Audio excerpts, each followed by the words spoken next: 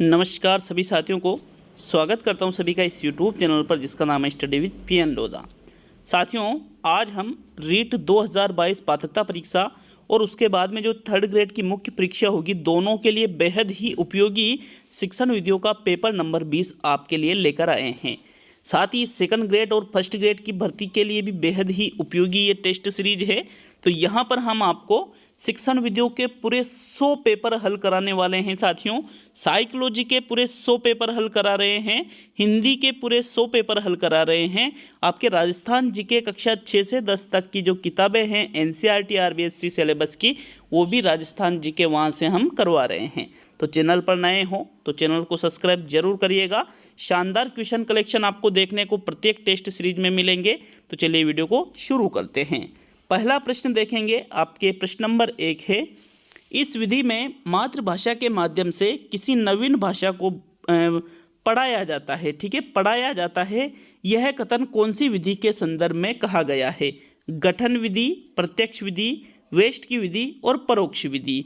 तो देखो यहाँ पर प्रश्न क्या कह रहा है कि मातृभाषा के माध्यम से किसी नवीन भाषा को, ठीक है, हम जो नई भाषा बच्चों को सिखाने की कोशिश कर रहे हैं उसको हम कैसे सिखा रहे हैं? मातृभाषा के माध्यम से। तो साथियों मतलब यहाँ पर जो नवीन भाषा है उसको चेंजेस किया जा रहा है, तो ऐसा किया जाता है परोक्ष विधि में। कौन सी विधि में किया जाता है? परोक्ष विधि में। चौथा विकल्प आपके प्रश्न 1 में सही है। नेक्स्ट आगे बढ़ेंगे प्रश्न संख्या 2 पर।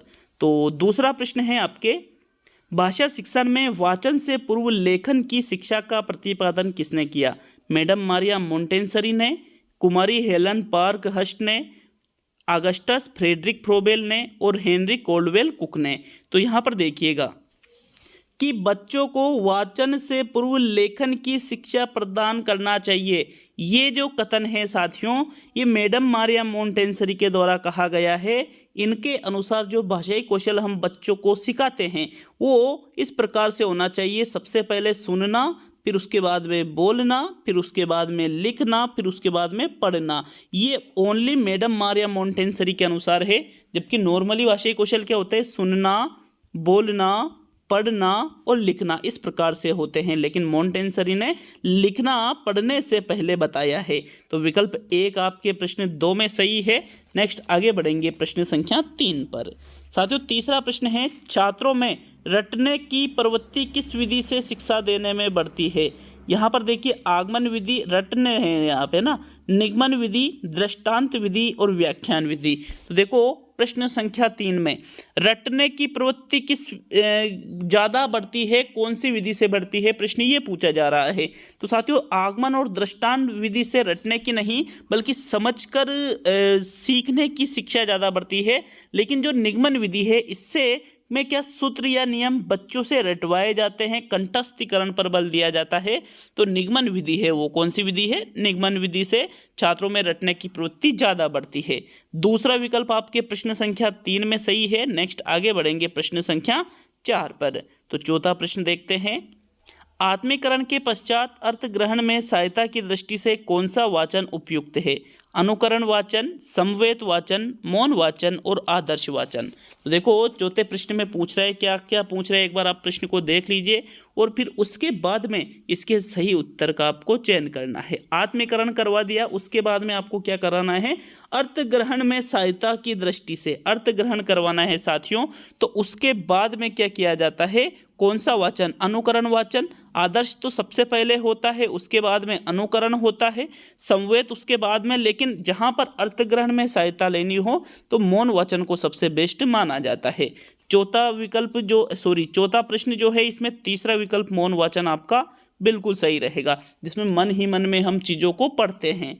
तो चलिए आगे बढ़ेंगे प्रश्न संख्या 5 पर। 5वां प्रश्न देख लेते हैं साथियों, भाषा शिक्षण की नवीन पद्धतियों में विशेष बल दिया जाता है शिक्षक की क्रियाशीलता पर, बालक की स्वतंत्रता पर, बालक व शिक्षक की क्रियाशीलता पर और बालक की क्रियाशीलता पर।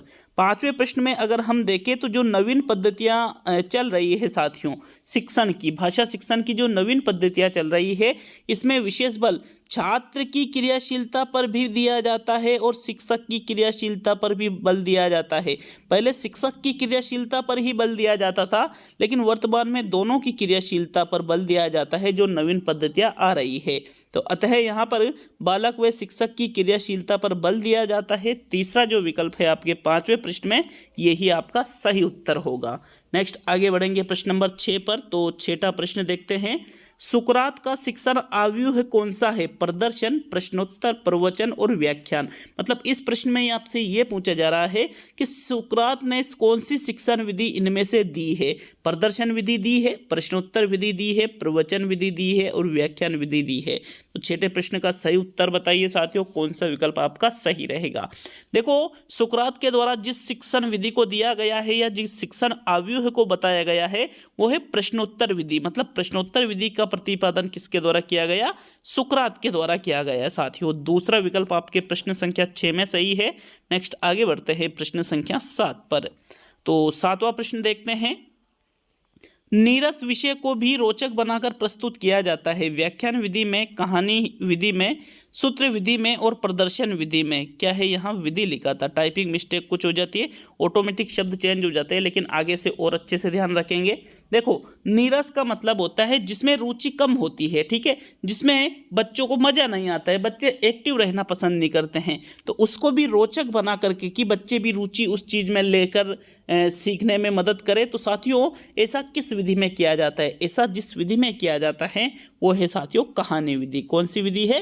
कहानी विधि है। वो कहानी विधि में जो चीज़ें नीरस होती है उनको भी बच्चे अच्छे से कहानी के रूप में यदि आप उस चीज़ को पढ़ाओगे तो बच्चे अच्छे से उसमें रुचि लेकर के पढ़ने लग जाते हैं। दूसरा विकल्प आपके 7वें प्रश्न में बिल्कुल सही है। नेक्स्ट आगे बढ़ेंगे प्रश्न संख्या 8 पर। तो 8वां प्रश्न देख लेते हैं। आपके प्रश्न नंबर 8 है, इनमें से कौन सा चरण हर्बर्टीय विधि का नहीं है? प्रस्तावना, विषयोपस्थापन, तुलना और विशेषीकरण। साथियों देखो, हर्बर्ट की पंचपदी का नाम सभी ने सुन रखा होगा। जे.एफ. हर्बर्ट की विधि है ये। जे.एफ. हर्बर्ट ने 4 सिद्धांत प्रतिपादित किए थे दैनिक पाठ योजना के निर्माण हेतु, लेकिन इनके जो 4 सिद्धांत हैं, इन 4 सिद्धांतों के आधार पर 5 भागों या पदों में इनके शिष्यों ने इन सिद्धांतों को बांट दिया था। कौन कौन शिष्य थे? एक तो जिलर इनके शिष्य थे, एक इनके शिष्य थे साथियों रायन, एक इनके शिष्य थे हर्बर्ट स्पेंसर। तो ये जो 3 शिष्य थे, इन 3 शिष्यों ने हर्बर्ट के जे.एफ. हर्बर्ट के 4 सिद्धांतों को 5 पदों में बांटा और उसमें प्रस्तावना भी था, विषयोपस्थापन भी था, तुलना भी था, लेकिन विशेषीकरण जैसा पद इन्होंने नहीं बताया था। अतः आपके 8वें प्रश्न में जो चौथा विकल्प है यही आपका सही उत्तर होगा। नेक्स्ट आगे बढ़ेंगे प्रश्न संख्या 9 पर। तो 9वां प्रश्न देखेंगे। आपके प्रश्न नंबर 9 है, बिना रुक रुक कर एक प्रवाह से पढ़ना किस विधि से सिखाया जाता है? वाक्य शिक्षण विधि से सिखाया जाता है, कहानी विधि से सिखाया जाता है, साहचर्य विधि से सिखाया जाता है या अनुकरण विधि से सिखाया जाता है? तो 9वें प्रश्न का आपको सही उत्तर देना है। साथियों पिछली रीट में कई सारे अभ्यर्थी थे, कई सारे अभ्यर्थी जिनका यहाँ पर लेवल फर्स्ट में चयन हुआ है, बिल्कुल हमारे से निःशुल्क जुड़े हैं, कई दिनों तक जुड़े हैं, वो लगभग साल 1.5 साल तक जुड़े हैं और उनका फ़ायदा उनको निश्चित रूप से एग्ज़ाम में मिला है। लेवल 2 का एग्ज़ाम रद्द नहीं होता तो लेवल 2 में भी कई सारे अभ्यर्थी यहाँ से सिलेक्शन निश्चित रूप से ले लेते। बात यह है रेगुलरिटी होना चाहिए। 9वें प्रश्न का जो सही उत्तर है देखिएगा, जिस विधि में बिना रुके एक प्रवाह से पढ़ना सिखाया जाता है उस विधि को हम कहानी विधि के नाम से जानते हैं। वाक्य शिक्षण विधि में तो वाक्यों को एक एक करके वाक्यों को बताया जाता है, साहचर्य विधि में साहचर्य के माध्यम से सिखाया जाता है। यहाँ पर ओनली दूसरा ही विकल्प आपके 9वें प्रश्न में सही रहेगा। नेक्स्ट आगे बढ़ेंगे अब हम प्रश्न संख्या 10 पर। तो 10वां प्रश्न देख लेते हैं। भाषा शिक्षण में रिक्त स्थान है जिसकी आपको पूर्ति करनी है। कार्य अंत में आता है वाचन, श्रवण, उच्चारण और लेखन। कौन सा विकल्प आपके 10वें प्रश्न का सही उत्तर रहेगा? देखो, भाषा शिक्षण की अगर हम बात करें तो साथियों भाषा शिक्षण में सबसे पहले यहाँ पर सुनना, बोलना, पढ़ना और सबसे अंत में क्या आता है? लिखना आता है। मतलब लेखन वाला जो विकल्प है विकल्प नंबर 4, ये आपके 10वें प्रश्न का सही उत्तर होगा। लेखन सबसे अंत में आता है। तो चौथा विकल्प आपके 10वें प्रश्न में सही है। नेक्स्ट आगे बढ़ेंगे प्रश्न संख्या 11 पर। 11वां प्रश्न है आपके, परियोजना विधि के जन्मदाता किसको माना जाता है? किलपेट्रिक को, अरस्तु को, स्टीवेंसन को और पाइथागोरस को। तो साथियों परियोजना विधि, प्रयोजना विधि एक बाल केंद्रित विधि है। समझ लीजिए इन चीज़ों को, बहुत ही ज़्यादा महत्वपूर्ण है, यहाँ से हर बार प्रश्न पूछा जाता है। प्रयोजना विधि करके सीखने पर आधारित है, जिसमें बच्चे करके चीज़ों को सीखते हैं। साथियों, प्रयोजना विधि किलपेट्रिक के द्वारा दी गई है। किसके द्वारा? किलपेट्रिक के द्वारा। करके सीखने पर आधारित है, और करके सीखना किसने बताया था? जॉन ड्यूवी ने बताया था। मतलब यह जॉन ड्यूवी की विचारधारा पर आधारित है, जिसका प्रतिपादन किलपेट्रिक के द्वारा किया गया है। 11वें में आपके प्रथम विकल्प बिल्कुल सही है साथियों। प्रश्न संख्या 11 में किलपेट्रिक आपके सही उत्तर होगा। नेक्स्ट आगे बढ़ेंगे प्रश्न नंबर 12 पर। तो 12वां प्रश्न है, जिस श्रेणी के छात्रों को ब्रेल लिपि द्वारा शिक्षा देना उपयुक्त है वह है दृष्टिहीन बालक, मंदबुद्धि बालक, मूकबधिर बालक और इनमें से सभी। देखो, ब्रेल लिपि का आविष्कार लुईस ब्रेल के द्वारा किया गया था। किसके द्वारा? लुईस ब्रेल के द्वारा किया गया था, इसलिए इसको ब्रेल लिपि कहा जाता है। और इसका प्रयोग किसके लिए किया जाता है? दृष्टिहीन बालकों के लिए, या जो आंखों से देख नहीं पाते हैं साथियों, उन बालकों के लिए। नॉर्मली हम जिसको ब्लाइंड मतलब अंधे बालक कहते हैं, उनके लिए इस लिपि का आविष्कार, ब्रेल लिपि का आविष्कार लुईस ब्रेल के द्वारा किया गया था। तो यहाँ पर दृष्टिहीन बालक आपका सही आंसर होगा। विकल्प नंबर 1 12वें प्रश्न में बिल्कुल सही है। यहाँ पर क्या होता है ब्रेल लिपि में कि अक्षरों को उकेरा जाता है कागजों पर। ठीक है, बच्चे उसको स्पर्श करके उस चीज को महसूस करके सीख लेते हैं। तो विकल्प 1 ही 12वें प्रश्न में सही है। नेक्स्ट प्रश्न नंबर 13 को देखेंगे।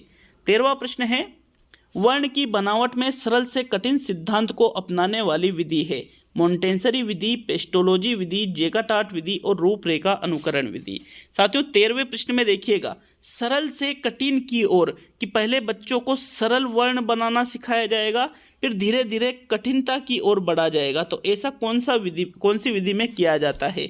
साथियों, ऐसा जिस विधि में किया जाता है वो है मॉन्टेसरी विधि। रूपरेखा अनुकरण विधि में तो रूपरेखा बनाई जाती है जिस पे छात्र अनुकरण करते हैं। रूपरेखा अनुकरण विधि का प्रयोग विद्यालयों में बहुत अधिक अब वर्तमान में किया जा रहा है यहाँ, बट आपका प्रथम विकल्प सही है प्रश्न नंबर 13 में।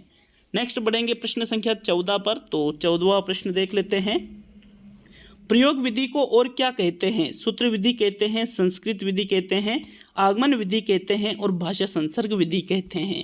तो बताइए भाई, नॉर्मल सा प्रश्न है, डायरेक्टली ही आपसे पूछा जा रहा है कि जो प्रयोग विधि है और इसको अन्य किस नाम से हम जानते हैं। तो साथियों, प्रयोग विधि को हम सूत्र, संस्कृत या भाषा संसर्ग नहीं बल्कि आगमन विधि के नाम से जानते हैं। इसको हम उदाहरण विधि के नाम से भी जानते हैं। किस नाम से? उदाहरण विधि के नाम से भी इसको जाना जाता है साथियों। तीसरा विकल्प आपके प्रश्न संख्या 14 में बिल्कुल सही है। नेक्स्ट आगे बढ़ेंगे प्रश्न संख्या 15 पर। तो 15वां प्रश्न देख लेते हैं, अभिकर्मित अनुदेशन का कौन सा अनिवार्य सिद्धांत है? स्वगति का सिद्धांत, छोटे पदों का सिद्धांत, बाह्य अनुक्रिया का सिद्धांत और उपचारात्मक शिक्षण का सिद्धांत। मोस्ट इंपोर्टेंट क्वेश्चन है ये, मोस्ट इंपोर्टेंट, क्योंकि अभिकर्मित अनुदेशन में से हर बार प्रश्न पूछा जाता है। अभिकर्मित अनुदेशन स्किनर के द्वारा दिया गया था। हालांकि इसके अलग अलग प्रकार है, जैसे आरोही, अवरोही, मैथेटिक्स, कंप्यूटर, इस प्रकार ये चीज़ें अलग अलग अभिकर्मित अनुदेशन होते हैं। लेकिन साथियों, जो अभिकर्मित अनुदेशन विधि है इसका जो अनिवार्य सिद्धांत है वो है स्वगति का सिद्धांत, कि छात्र इसमें खुद की गति के अनुसार सीखते हैं, स्वगति के अनुसार सीखते हैं। जैसे कोई बालक अगर प्रतिभाशाली है तो वो तीव्र गति से सीख सकता है, सामान्य बालक है तो नॉर्मल तरीके से वो सीख सकता है, जो थोड़े मंदबुद्धि बालक या जो पिछड़े बालक है ये थोड़े कमज़ोर बालक है साथियों, वो उनकी गति से सीख सकते, सभी अपनी गति से सीखते हैं। स्वगति का सिद्धांत सबसे महत्वपूर्ण सिद्धांत इसका माना जाता है। विकल्प 1 आपका प्रश्न संख्या 15 में सही है साथियों। नेक्स्ट आगे बढ़ेंगे प्रश्न संख्या 16 पर। तो 16वां प्रश्न देखेंगे, आपके प्रश्न नंबर 16 है, आगमन विधि का अधिकांश प्रयोग किया जाता है व्याकरण शिक्षण में, साहित्य शिक्षण में, अभिकर्मित अनुदेशन में और पर्यवेक्षक अध्ययन में। साथियों, आगमन विधि का सर्वाधिक प्रयोग इनमें से किस में किया जाता है? आपको 16वें प्रश्न में इसका सही उत्तर देना है। तो ये भी बहुत ही अच्छा प्रश्न है साथियों। यहाँ अगर हम बात करें आगमन विधि की, तो आगमन विधि में पहले उदाहरण बच्चों के सामने प्रस्तुत किए जाते हैं और उदाहरणों को बच्चे देख करके और उसमें से खुद ही नियम बनाते। नियम कौन बनाते? बच्चे ही बनाते हैं। और इस विधि का जो सर्वाधिक प्रयोग किया जाता है साथियों व्याकरण शिक्षण के लिए किया जाता है। किसके लिए किया जाता है? व्याकरण शिक्षण के लिए। तो विकल्प 1 आपके 16वें प्रश्न में सही हो गया। नेक्स्ट आगे बढ़ेंगे प्रश्न संख्या 17 की ओर। 17वां प्रश्न देखते हैं आपके प्रश्न संख्या 17। ये देखिए, शिक्षार्थी बिना गंभीर चिंतन तथा तर्क संगत बोध के ही किस विधि में रटने को विवश होता है? समवाय विधि में, सूत्र विधि में, अभिकर्मित अनुदेशन विधि में और व्याकरण अनुवाद विधि में। ये भी मोस्ट इंपोर्टेंट क्वेश्चन है। 17वें प्रश्न का आपको सही जवाब देना है। देखिएगा, शिक्षार्थी बिना गंभीर चिंतन मतलब वो चिंतन नहीं कर रहा है, तर्क नहीं कर रहा है, बिना तर्क बोध के ही वो क्या कर रहा है? रट रहा है उस चीज को। तो साथियों, ये समवाय, अभिकर्मित अनुदेशन या व्याकरण में नहीं होता है, व्याकरण अनुवाद में, बल्कि ये सूत्र विधि में होता है। क्योंकि सूत्र विधि में बच्चों के सामने पहले सूत्र प्रस्तुत कर दिए जाते हैं, उन सूत्रों को डायरेक्टली रटना होता है कि भाई ऐसा होता है तो ऐसा है, उसके आधार पर आपको चीज़ों को हल करना पड़ेगा।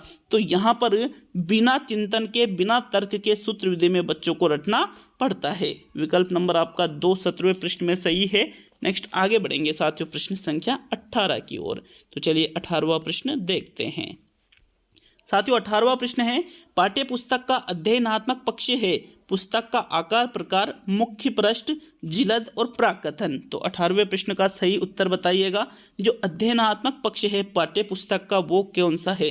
साथियों, अध्ययनात्मक पक्ष के अंतर्गत पाठ्य पुस्तक के प्राकथन को सम्मिलित किया जाता है, जिसमें यह बताया जाता है कि पुस्तक किस प्रकार से, किस उद्देश्य के लिए बनाई गई है, किन के लिए बनाई गई है, क्या क्या इसके फायदे हैं, ये सारी चीज़ें प्राकथन के अंतर्गत आ जाती है।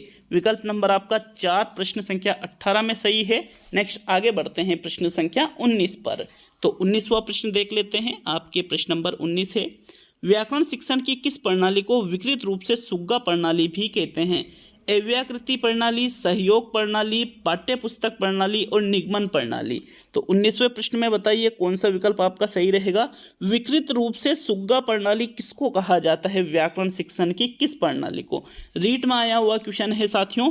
इसका जो अगर सही उत्तर हम देखें तो व्याकरण शिक्षण की पाठ्य पुस्तक प्रणाली को विकृत रूप से सुग्गा प्रणाली भी कहा जाता है। विकल्प नंबर आपका 3 सही है प्रश्न संख्या 19 में। नेक्स्ट आगे बढ़ेंगे प्रश्न संख्या 20 पर। तो 20वां प्रश्न देखेंगे। आपके प्रश्न संख्या 20 है, किस विधि को अनुकरण परिस्मरण विधि भी कहा जाता है? समवाय विधि, सैनिक विधि, व्याख्यान विधि और प्रयोजना विधि। ये भी बहुत ही ज़्यादा महत्वपूर्ण प्रश्न है, याद रखिएगा साथियों। हमेशा अनुकरण परिस्मरण विधि के बारे में जब भी पूछा जाए तो वहाँ पर बात की जाती है सैनिक विधि की। किस विधि की बात की जाती है? सैनिक विधि की बात की जाती है। सैनिक विधि को ही अनुकरण परिस्मरण विधि के नाम से जाना जाता है। सेकंड विकल्प ही आपके 20वें प्रश्न में सही है। अब देखेंगे साथियों प्रश्न संख्या 21 को। याद रखिएगा, यहाँ पर सभी चीज़ों के 100 टेस्ट निःशुल्क करवाए जा रहे हैं आपको, चाहे वो टीचिंग मेथड के, ये तो एक ही टेस्ट है, सोचो ऐसे 100 टेस्टों में आप टीचिंग मेथड में कितने पारंगत हो जाओगे। हिंदी में भी ऐसे ही 100 टेस्ट करवाए जा रहे हैं, साइकोलॉजी में 100 टेस्ट करवाए जा रहे हैं और पात्रता परीक्षा के लिए पर्यावरण के भी 100 टेस्ट मैं आपके लिए लेकर आ रहा हूं साथियों। संस्कृत के 100 तो नहीं हो पाएंगे, लगभग 50 टेस्ट आपके लिए लेकर मैं आ जाऊंगा, ठीक है। और राजस्थान जी के 6 to 10th की आपको निःशुल्क ही करवाई जा रही है, NCERT RBSC की।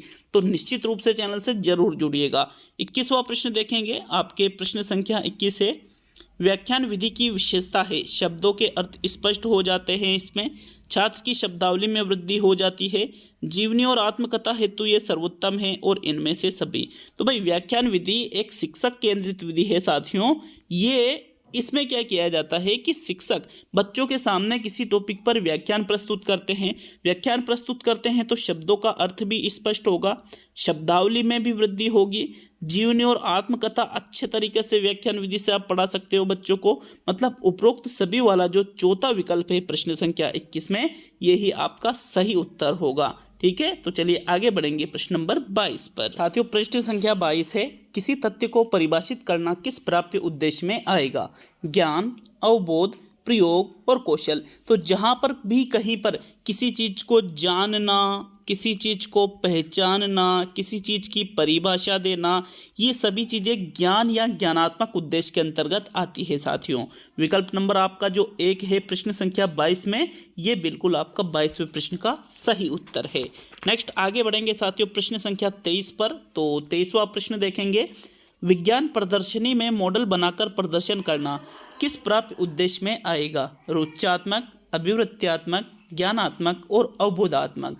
देखिए बच्चे के द्वारा विज्ञान प्रदर्शनी, मतलब जैसे मान लीजिए विज्ञान प्रदर्शनी का आयोजन किया जा रहा है विद्यालय में, तो उसमें बालक क्या कर रहा है कि मॉडल बना रहा है, मॉडल बनाकर प्रदर्शन कर रहा है, खुद ही मॉडल बना रहा है, प्रदर्शन कर रहा है। तो साथियों ये उसकी क्या कहलाएगी, रुचि कहलाएगी। मतलब यहाँ पर किस उद्देश्य की पूर्ति हो रही है, रुचात्मक उद्देश्य की यहाँ पर पूर्ति हो रही है। विकल्प नंबर आपका 1 सही है 23 में। नेक्स्ट सेकंड लास्ट मतलब आज के इस टेस्ट का 24वां प्रश्न देख लेते हैं। लेकिन वीडियो अच्छा लगे तो वीडियो को लाइक और वीडियो को शेयर जरूर करिएगा साथियों। चैनल पर नए हो तो सब्सक्राइब करके हमें बिल्कुल मोटिवेट करिएगा, और साथ में कोई त्रुटि नज़र आती है तो उसके लिए नीचे हमें कमेंट बॉक्स में कमेंट करके ज़रूर बताइएगा। 25 में से कितने प्रश्न सही हो रहे हैं ये भी कमेंट करके जाइएगा। देख लेते हैं 24वां प्रश्न। कक्षा कक्ष सभा प्रतिमान के प्रवर्तक है Jerome S Bruner, Robert Glaser, Flanders और रिचर्ड सचमैन। साथियों कक्षा कक्ष सभा प्रतिमान किसके द्वारा प्रस्तुत किया गया था, रॉबर्ट ग्रेसर के द्वारा कक्षा कक्ष सभा प्रतिमान प्रस्तुत किया गया था। दूसरा विकल्प 24 में सही है।